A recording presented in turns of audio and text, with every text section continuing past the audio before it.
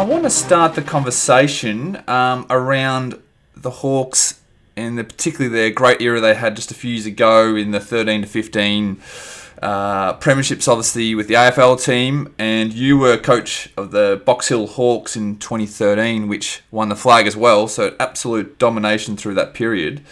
What were some of the things that you think made the Hawthorn Football Club great in that period in particular? Yeah, I think it was a blend of a lot of things, really, when I look back and reflect, which I've had a bit of time lately to do that, I think, and sort of look at the culture, so to speak, the game plan, the people that work there.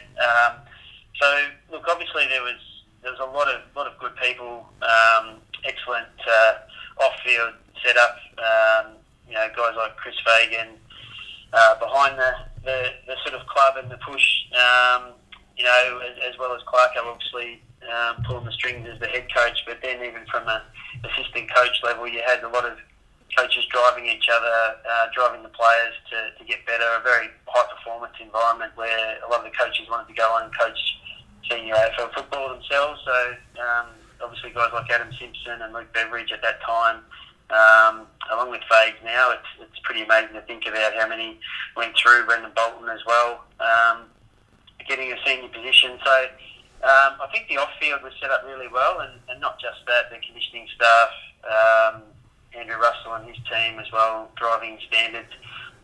But I think to be a good side, you really do need terrific on-field leadership. So we had that in spades back then.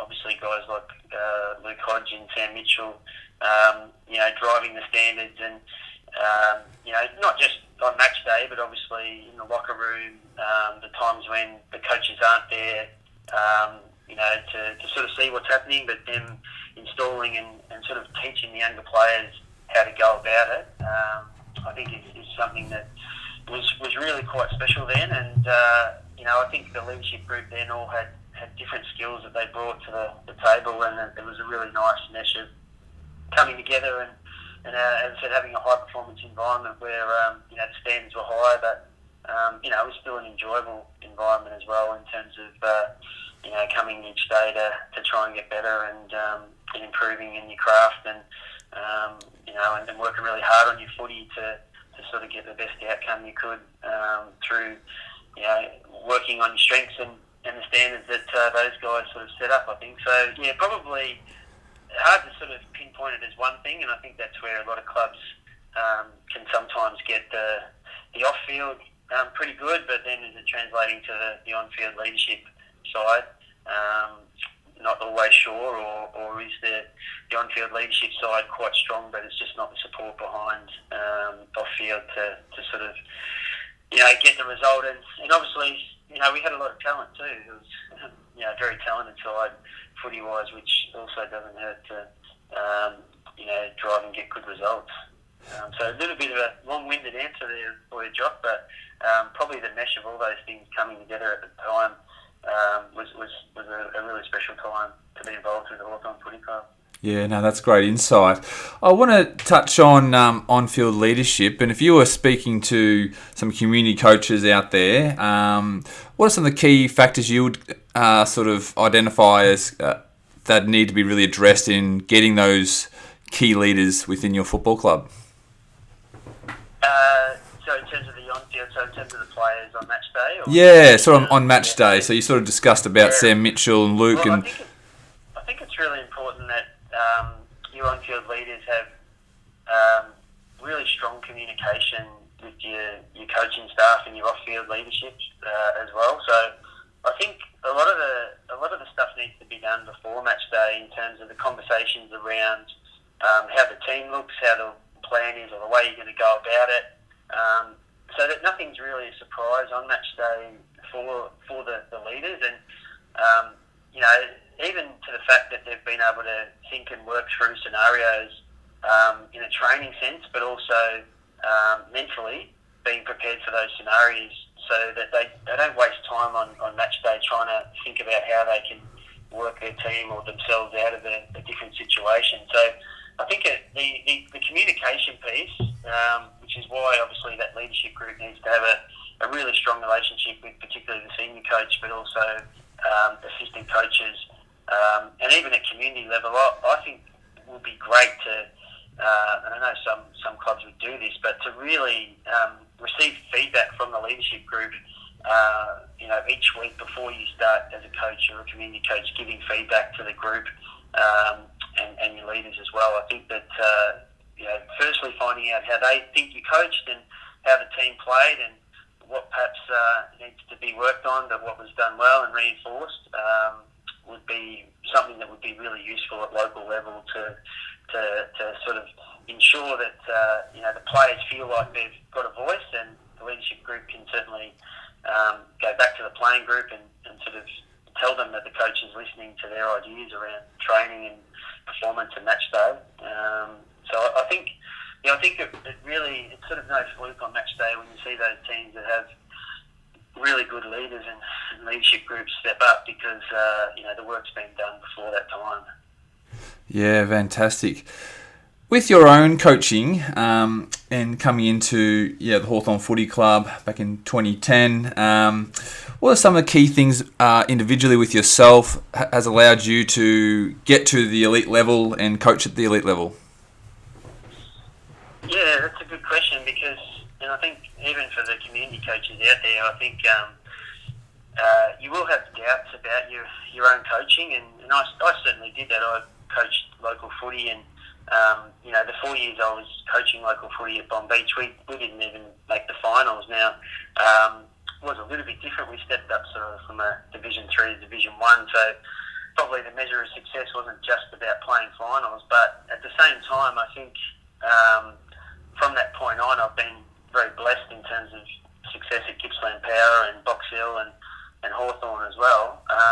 So I learned a lot from coaching a side that was lower on the ladder, and some great lessons and things that I continue to reflect on and think, why did I do that? Or, I didn't do that the best way I could have. And I think that, for me as a local coach, I probably didn't use mentors or people even outside the club enough. I tried to do it by myself, and I think that's really hard. I think anything you achieve, is done with the help of others and supported and discussed as well. So one thing I think local coaches could do more of is just consider using people to help them, both internally within the club, but also outside, and not thinking you've always got the answers.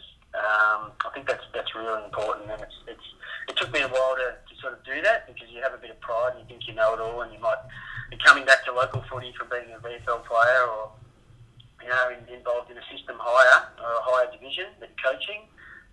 But I think if you can use the resources around you and really tap into those, and also define what success is for yourself and the club, and just stick to your own core values and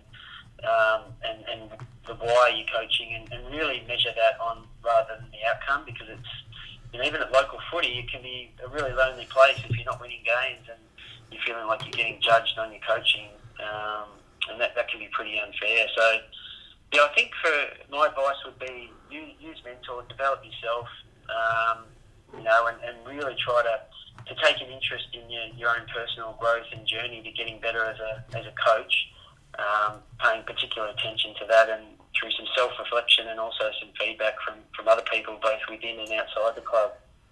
Yeah, fantastic.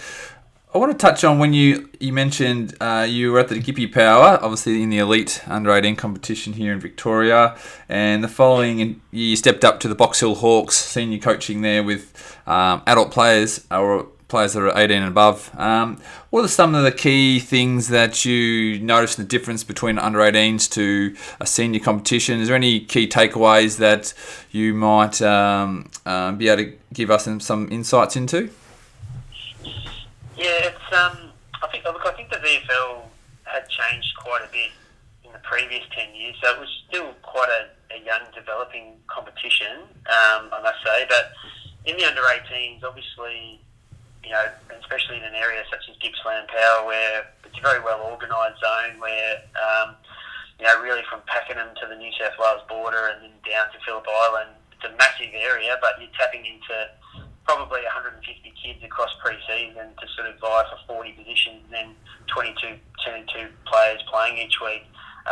So there's a lot of, I felt at Gippsland and the under-18 competition, there's a lot of managing of players in terms of the feedback and opportunity, because understandably so many players get drafted from the NAB Cup TAC system that players will feel if they miss that window and opportunity, then there's no chance of getting through to AFL, which is most of the reasons why they're involved in that elite pathway.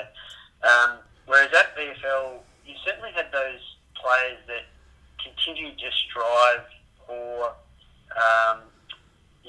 the big time, the AFL, but also just to play as high a level as possible after coming out of the under 18. So I think also around the club scene in terms of the VFL system is a little bit different, especially if you're with a AFL line club such as Box Hill. It was really difficult for a lot of players because, sometimes the position in the team was just governed by how many injuries were occurring at the top level or within the Hawthorn squad. So in any given week you could have 15 or 16 Hawthorn players, and then the next week back to 10. So managing and the feedback to players obviously being crucial. I mean, it is at any level really, giving consistent feedback to players who you're coaching is essential. But at the same time, I think that perhaps it was harder at VFL level in terms of the transparency of them getting games, just based on what was happening with Hawthorn earlier times. Yeah, fantastic. And just to go back a step to that great era I mentioned at the start with the Hawks, and you obviously identified Clarko as a key component in all that. What separates Clarko as a head coach? He's probably rated the most successful coach of this century so far.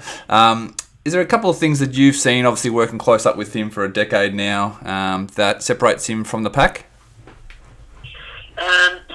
Look, I think like any good leader, he definitely sets a path forward. So whether that's for the club or the team and the squad, you'll even hear it mentioned in press conferences and so forth about the next piece of silverware. And I think whether that's always in the right context, people will judge that differently about where the Hawthorn's on ladder at the moment and so forth. But by setting a path forward, I think that's what's common with the best leaders, and I think he's always really good at that. So he's very good at coming in and setting the path forward. And look, at probably the best example I remember is the day after the 2013 premiership, probably the Wednesday, I think, was when everyone got back together in the club room, at Waverley.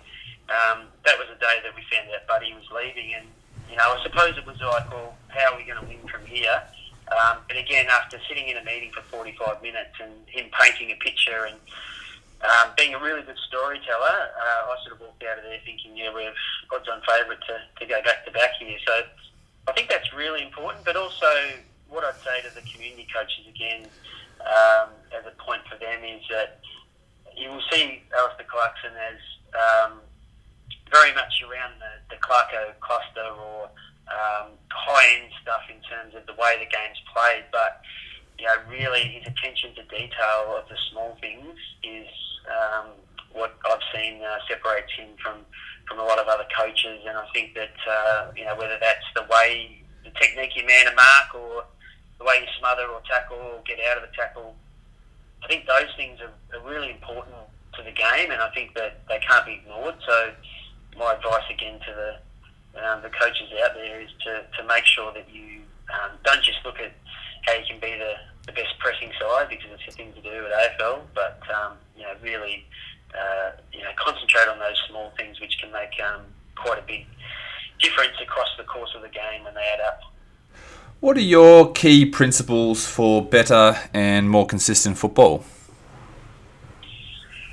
Well, I think that for me, I think that working with the individual and look, it's probably been a little bit based around my role over the last couple of years, was around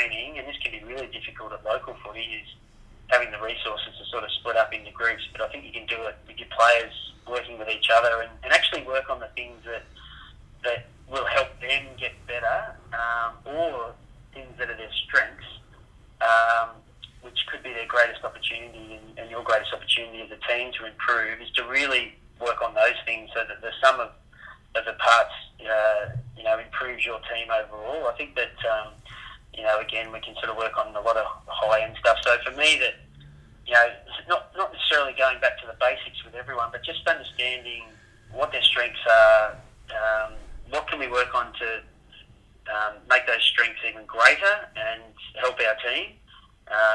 That'd be a really core philosophy of myself, and making sure that, the players see every day as an opportunity to get better, and really work on that process. And I think that then that can take a lot of the mental stress out of the outcome of winning as well, if you just continue to turn up and try and get better.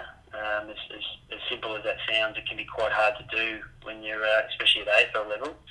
But yeah, I think that philosophy, with also the philosophy of when you do train, that it's at the intensity of a game is crucial to get results on game day. I think what you're seeing on game day is a product of the things that have been done, before then. Like you study before an exam. I think that you can't expect your players to turn up and move the ball effectively through opposition players and make good decisions if they haven't been able to practice in the environment that they've that's required out of training. So yeah, they're sort of my core philosophies around how to get better as an individual and a team. Perfect. And are there any particular mistakes or common mistakes you see coaches make? Yeah, look, I think there is. I mean, I probably, being head of coaching for a few years was a great job for myself, just to look at coaches and the way we coach. And I think it's really important that we understand the differences between coaches, and I'd probably call it compassionate coaching in that we don't really need to tell coaches how they should coach. I'd rather question them and work with them on why they're doing something. But I think, for me, probably, some of the myths or weaknesses that I'd see in training would be around the amount of talking that coaches do, which doesn't necessarily equal better education to the players. I think that's certainly, we feel like we're the experts and we have to tell them everything, and the way that we tell them is going to end up giving us the best result, whereas we need to give them the skills and let them train in that environment, as I spoke about briefly before.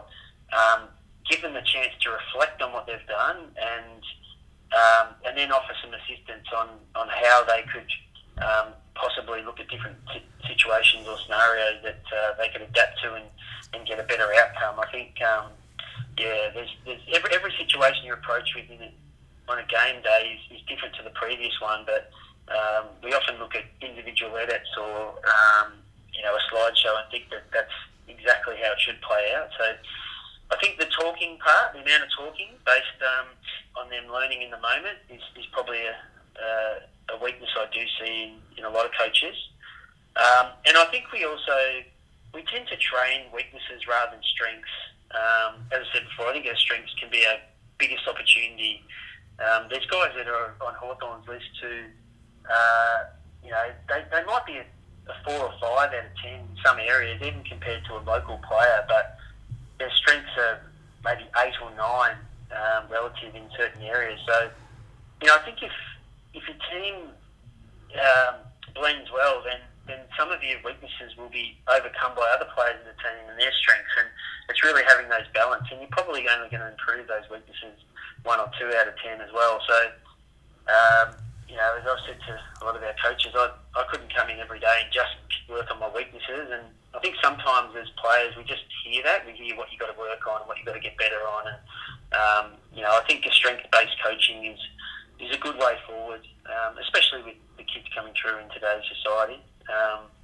But, look, there are things that you need and requirements that have to be part of a team and have to be part of if you want to make AFL or you want to make your seniors at local footy, that you can't ignore as well. So there has to be honesty in coaching, but I think we tend to gravitate to the weakness or the RFI's room for improvements.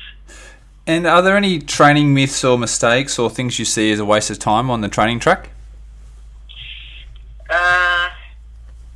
Look, I think I've got to be a bit careful because you've got to know your team and your group. But I can see local footy. I've worked with a few local clubs, and I can definitely see that decision-making drills are becoming a lot more common, which I think is good. So letting the player work out while they're out there is crucial. So I think where we just sort of tell them what to do and run to this cone and run to that cone and give them all the answers. I mean, you can't stop the game on match day and give them those answers. So if they're just used to you providing all the answers, I think that's a real myth that again we have to give them all the answers. But look, I probably haven't seen enough of local training now, but I just feel it's come a long way. Even one of the clubs I was helping with their selection of a coach, I was really impressed with the candidates and how they understood the game and the plan and so forth, how they were going to execute it. But without seeing that in training, it's probably something that's a bit hard to sort of evaluate.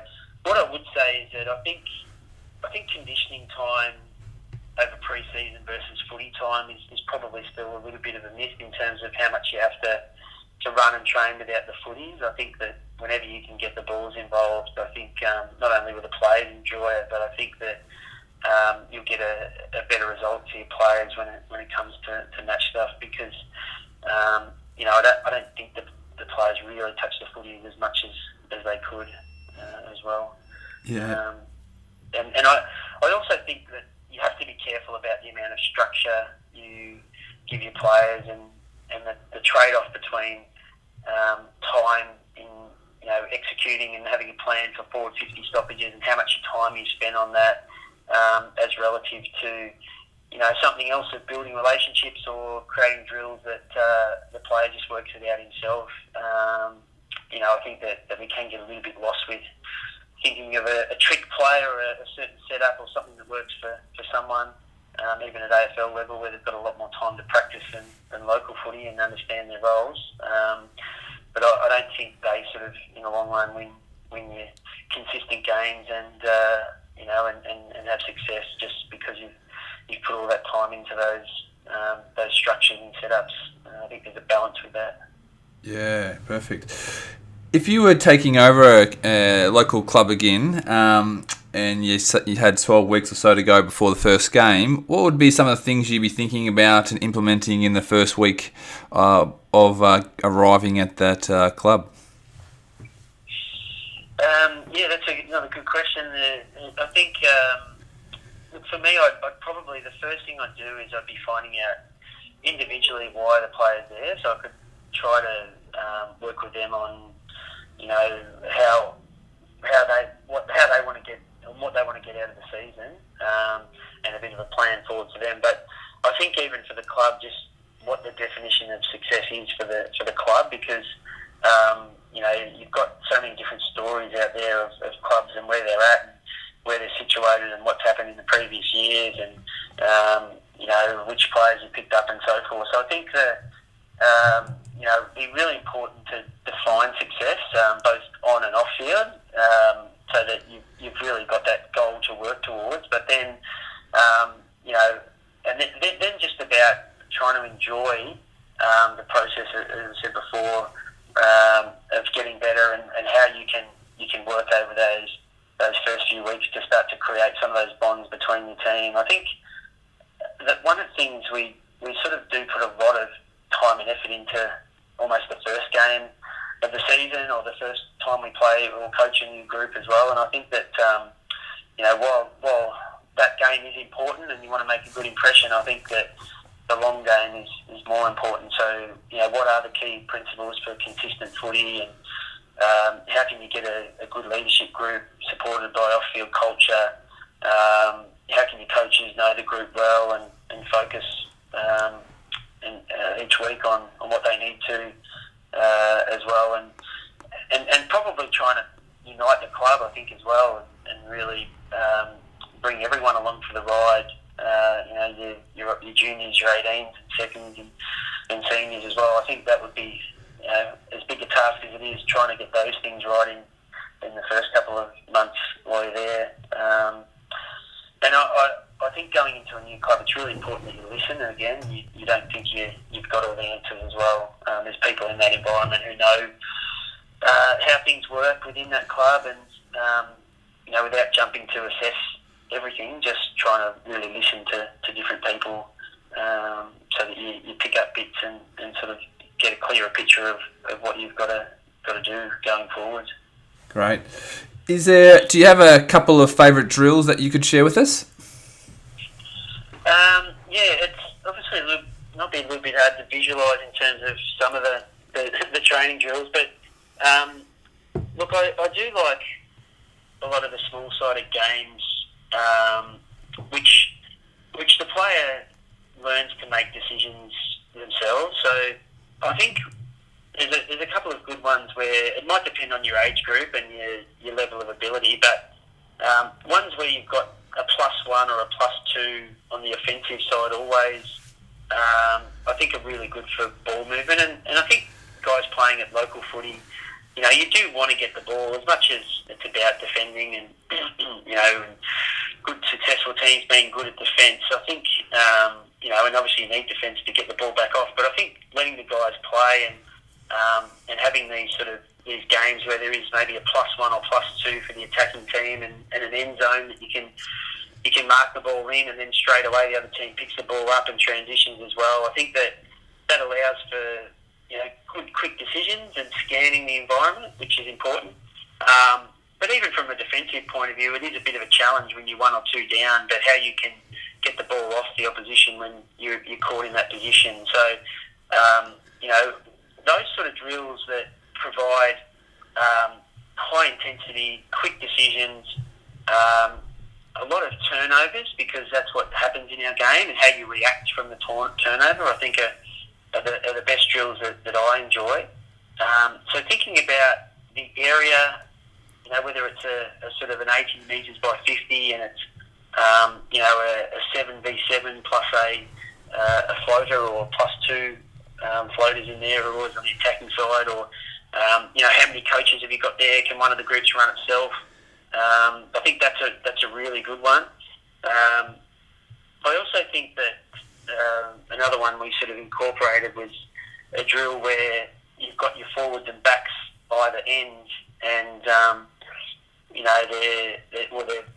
they're matched up. So there's half your forwards at either end and half your backs playing on each other, and you roll the ball into the square with your midfielders. Maybe you're sort of a +2 in there, and yellow footies go one way, red footies go the other, but you've got that real competition inside the square, and then trying to connect with your forwards at either end. And I think that we do a lot of connection work with our forwards where there's very little pressure. So again, it might be a little bit hard to visualise this drill, but what's happening is it's consistently a ball's rolled in. If it's red, it's always going one end, yellow the other end, and the players are trying to make decisions around how they get the ball effectively to their forward group and play it out for a mark or a ground ball inside 50, snap on goal, or the defenders are trying to get it off them and clear it before that next ball comes in and goes down the other end. So, and as your level gets better, it might be 2 footies in at once, one yellow, one red. So,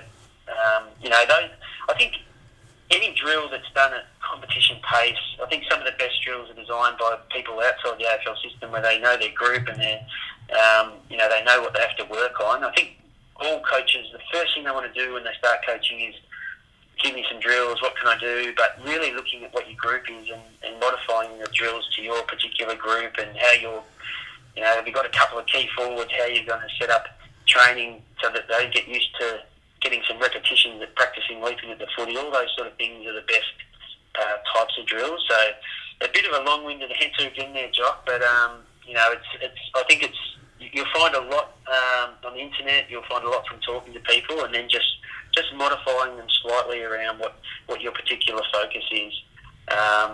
And my advice would be definitely to certainly go to training with your training plan really clear, and your players know what's expected in each drill, what the focus is, and your coaches that are running those drills know exactly what it is that you want to work on and how that drill's run. I think that sets you up for success with your local coaching and how you go about it when you're designing a training session. Fantastic. Are there any books or maybe documentaries or something you would recommend people watch or get a hold of? Yeah, look, I wasn't a massive reader, but probably the last 10 years I've got into reading a lot more, and there are books, around coaching and self-development. The first book I ever read before I became a coach was the Rick Charlesworth book, The Coach, which I thought was a fantastic, an ageless book that still provides some great insights. But I've got a couple of other ones. There's a good book. There's a coach from the Seattle Seahawks called Pete Carroll, who I was lucky to spend a couple of days over with Seattle, actually, and that was where I first came in contact with him. And his philosophies in coaching really resonated with myself. He's got a book called Win Forever. I'd advise any coach to read it, and you'll get a lot of gold nuggets out of that book that you'll be able to take back. And again, a lot of his focus is on competition and training and designing competition, because it's what people like and enjoy when they come to training. But yeah, he's just very measured and been a successful coach in university and NFL for a long time. There's probably a couple of books around sort of culture leadership. So you've probably heard of The Culture Code by Daniel Coyle, and another one, The Barcelona Way by Damian Hughes. I've read those two books over the last year. They've been really worthwhile, and studied great examples of some of the best organisations in the world on how they have gone about developing their people. And also probably interesting that some of those challenges, and even with Barcelona at the moment, might be a test for them coming out the other side as well.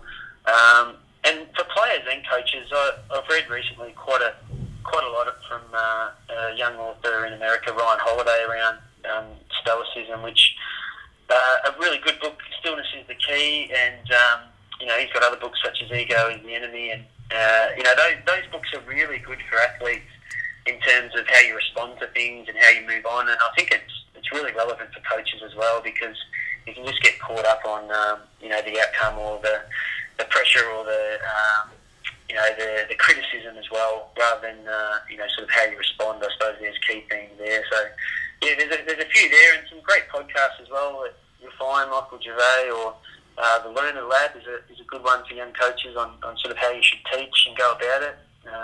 So yeah, there's plenty of resources there. I suppose your phone's a bit like a library these days. There's so much access and so much information, and probably too much in some ways to get through it all.